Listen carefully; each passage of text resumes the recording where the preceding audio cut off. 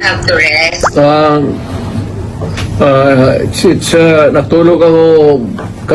Natulog kami buong araw, ma'am. That's nice to hear. Okay, sir. Unang-una, how are you po?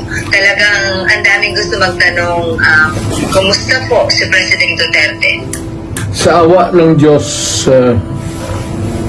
okay ako. Wala, ma'am.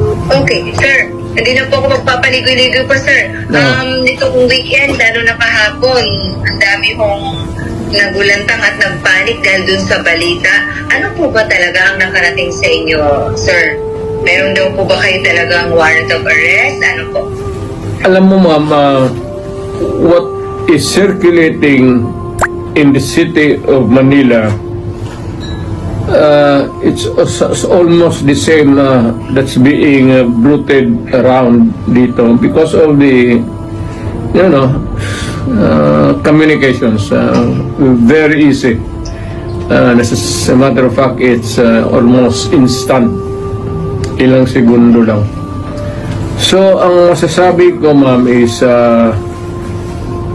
though I do not claim ignorance about the moves before and long before and after a few months of respite, nandiyan na naman yung issue. So I guess this mga ano na ito issues, I would call them, would hound me until the dying days of my life. Okay, so ano to, sir? So they won't really stop. Again? So talagang hindi sila titigil, sir?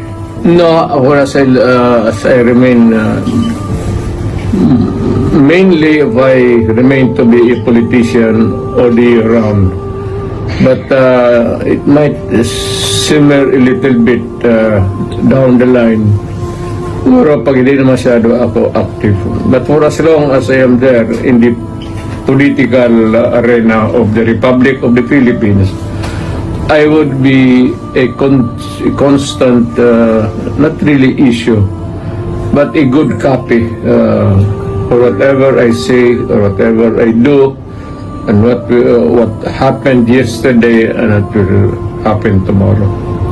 Alright. Ganon ba? Sir, okay, sir, does this bother you, sir? Itong mga naglutangang information